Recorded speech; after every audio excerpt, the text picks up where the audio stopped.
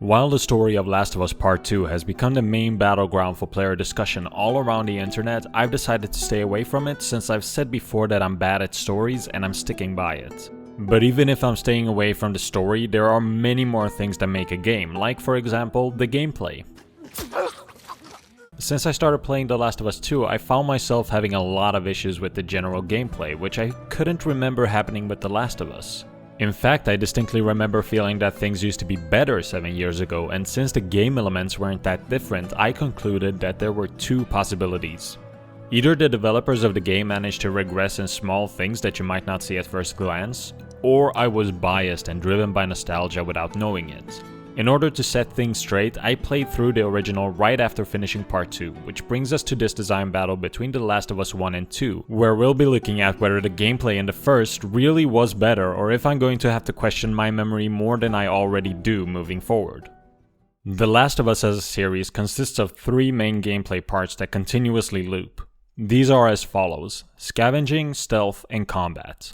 All of these have to some degree been affected by the change in level design that happened between games. The Last of Us was a linear game composed of metaphorical hallways leading to rooms, and this can to some degree be seen in part 2 as well. But it also mixes in an open world element. Although there's only one area in the game that I would classify as open world, it affects the game as a whole. This being because a game will always be measured against itself. Having one area that is significantly larger than everything else in the game runs the risk of making everything else feel smaller than it would have had the larger area not been in the game. In order to avoid a stark contrast in size, the levels in general need to be larger, or there need to be levels that act as a bridge between the different experiences. The most notable effect this has on the scavenging part of the loop is of course the fact that distances are greater. While inside of a room, it might not seem like it, as a lot of the rooms have been kept to a similar size to what you've experienced in The Last of Us. But because you now spend more time to get between rooms, the amount of time just walking to places in order to mark it off your checklist has increased. This, in combination with the fact that scavenging has become slower by the virtue of notes being instantly picked up for reading rather than being placed in your inventory, makes the overall experience a lot less snappy than it was in part 1. In all fairness, I can see some people enjoying the time spent taking in the sights and not needing to go through their inventory to read notes, but by the end of the game the experience was strangely similar to going to the grocery store on a day when you really didn't feel like it. Had these been the only changes made to the scavenging, I would have been very critical of it, but luckily the saves are there to save the day. Functionally, they serve a similar purpose to the doors that require a shiv to open in part 1, as they are both storages for loot that require something more of you than simply finding them. In part 1, the challenge was to prove your prowess in stealth and combat by always keeping one spare shiv. In part 2, they are accessed by solving puzzles or finding notes with the codes on them. One of these is in my mind clearly superior, and although I wish all of the saves were given the good boy treatment, the intrinsic reward from solving the puzzles that did exist were more than enough to make me believe that they are a superior form of doors. The last part of the exploration that I didn't realize I was missing while playing through part 2 is the big finds. Both games have magazines placed around the world that open up new skills, but only part 1 has tool upgrades which allow you access to weapon upgrades that you couldn't get to earlier. Having something big like this for the player not only to find, but to look forward to helps avoiding the grocery store feeling that I described earlier. All of this exploration is of course to assist you in the other parts of the gameplay loop, with the next natural step being stealth. Much like scavenging, stealth has been heavily affected by the switch to larger areas. I'm expecting that a lot of people had a similar experience to me where you might have cleared out an area only to assume you were safe and get caught 2 seconds after you started running because you didn't realize you were in a larger combat area than what you originally thought. Given enough time, you stop getting caught like this as you gain a better understanding for the structure of the game, but part 1 managed to make it very clear without the awkward moments of false security. What happens in part 1 is basically that encounters are very oftentimes showed ahead of time through the use of a cutscene, or enemies being put in your line of sight before they would get to a state where they could spot you, or the friendly AI making you aware of nearby enemies through dialogue. These are not tricks that Naughty Dog forgot about between games, but rather they become harder to implement as the progress of the player becomes more varied. While the structure might have forced them into a situation where they didn't have as much control over how the player experiences the game, it also forces them to rethink some aspects of the game that might seem in no need of adjustment. What I'm talking about is the fact that stealth in The Last of Us was very binary when compared to Part 2. Binary in the sense that the only way to keep out of sight was to stand behind solid cover in the form of walls. This functioned well within the scope of Part 1, but can you imagine how rigid it would look given the larger environments in Part 2? In fact, I'm going to make a mock-up and show it on screen right now. Although it might not have been the reason for adding vegetation as cover, it certainly manages to do the job in being a more natural way of providing cover while also introducing new gameplay elements to the series. The main difference between the two being that vegetation gives you cover in all directions and losing effectiveness based on the enemy's proximity to you. And it's the proximity that makes it feel more ambiguous than the walls. It all comes from the difficulty of telling distance in 3D space. I want to clarify that although the system may be as clear-cut on fail conditions as the walls, the human factor can make it feel less consistent. While playing through the game, there were many times where I found myself questioning whether I should have been spotted. This started painting my experience with the game quite a bit as I didn't remember feeling it in Part 1. But I learned quickly that the image of stealth gameplay in Part 1 that I had in my head was way off. What was probably the biggest shock for me when going into Last of Us was how I seemingly had a lighthouse strapped to my chest. Throughout my entire playthrough of Part 2, there was only one occurrence of an enemy reacting to my flashlight. But in Part 1, I learned early on that keeping the light on was a bad idea. Another point that had caught me off guard was the fact that Joel really had some heavy feet on him. Part 2 had put me into a state of mind where the only place where I needed to be careful about the speed at which I'm crouch walking at was in encounters with clickers. In Part 1, this couldn't be further from the truth as sneaking up on enemies needed some finesse. The last thing that I had no recollection of was the way that you engaged with enemies while doing takedowns. Specifically, takedowns when the enemy was facing your direction. It was a no-go. If it was attempted, the enemy would simply push you back and you'd be spotted because of it.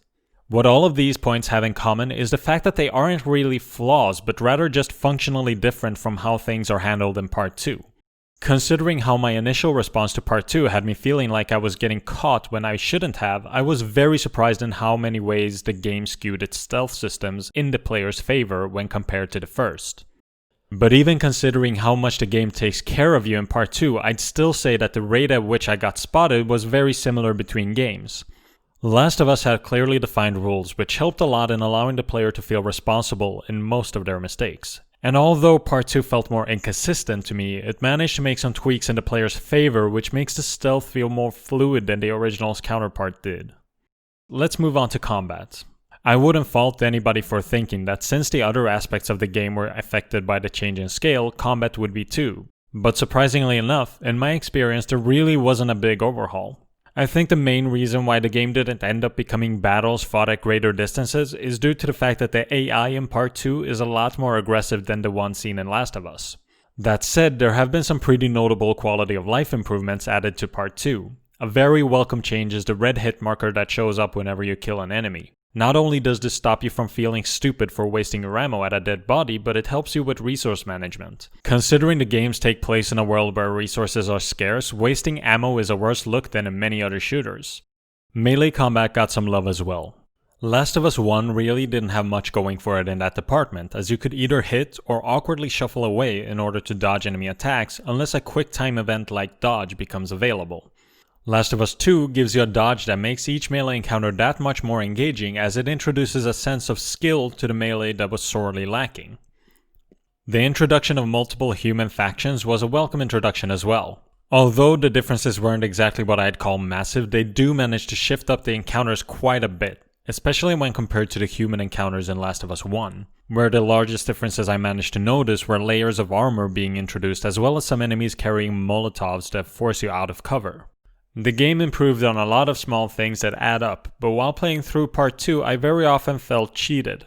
There were more instances that I could count where I couldn't see how the AI managed to get around me, which after experiencing this enough times I started getting convinced that the enemies were teleporting around.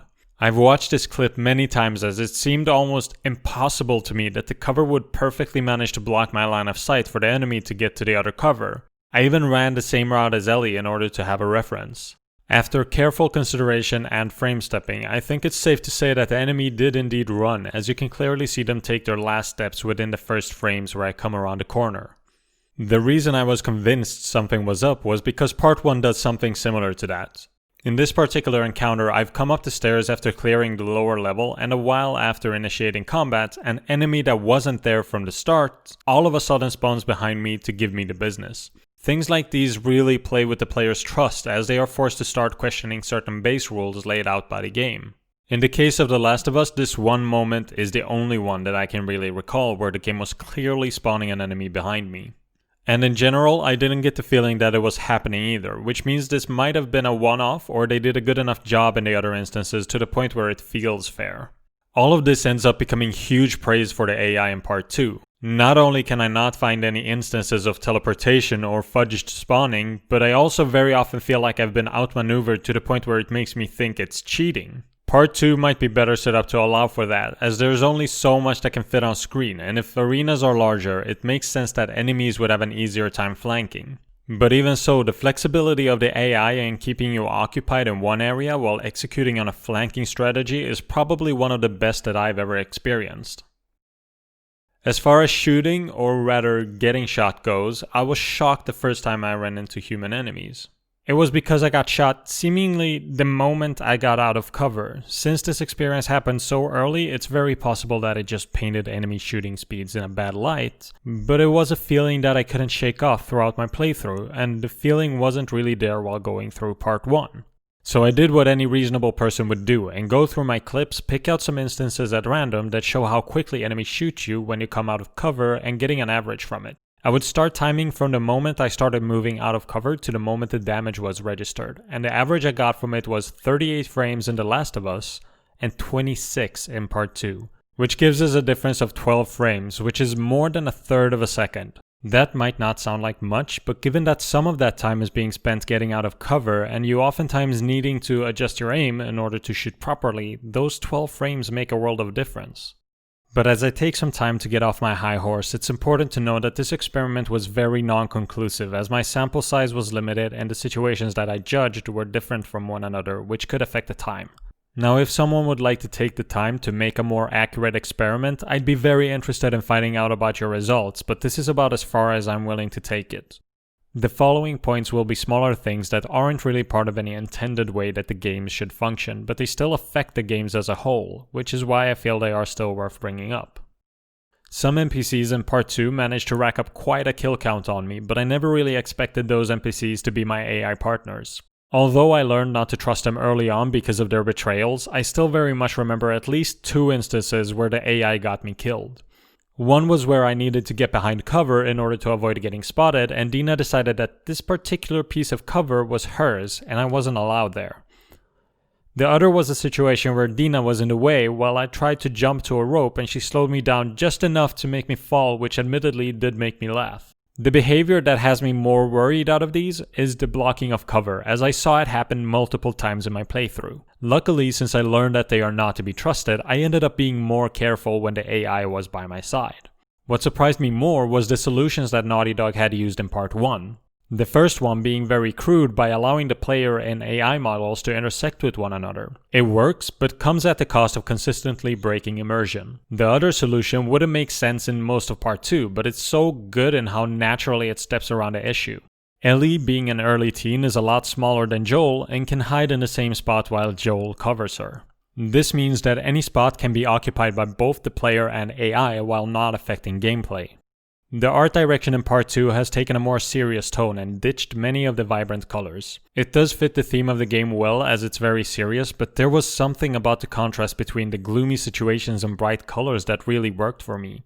The vibrant colors also allowed the highlights of items to be very visible. Had they been as bright in part 2, I think it might have looked way more disconnected from the rest of the world, but as they are, they felt less noticeable than their original counterparts. And lastly, I want to touch on the general polish level of part 2. It was so good, which I wouldn't have felt the need to bring up hadn't part 1 showed me that it was far from achieving the same level of consistency.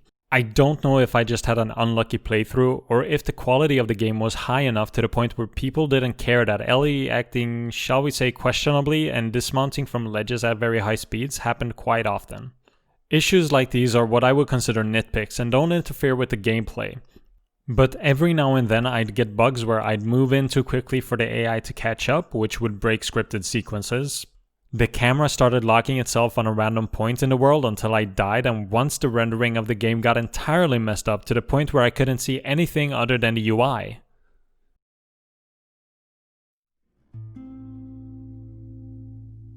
Nostalgia is a tricky thing. It seems like given enough time you lose track of the details of the game and end up putting more focus on the general experience you had with it. Going into part 2, I really was under the impression that The Last of Us was close to flawless, and it made me judge the game more harshly than it really deserved. My opinion now is that there are some improvements added to the series with the sequel, but other parts might have suffered. I'd say that the gameplay has taken a solid step in becoming more fluent with the added quality of life changes, but the general way the series is going is in a direction that makes me still prefer the original over the sequel.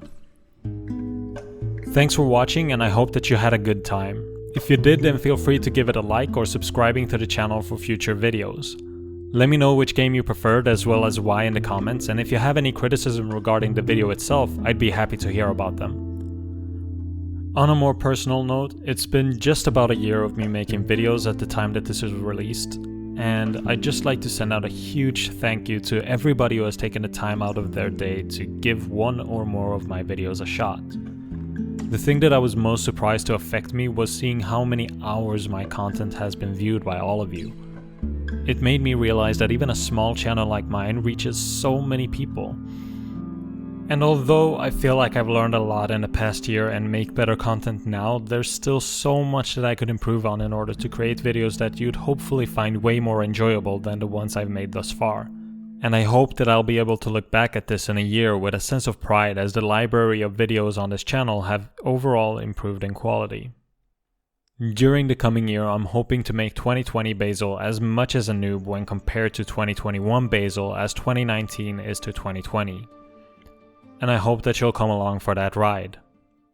Thank you for everything. Have a great day. I'm also on Twitter at pudding_Basil.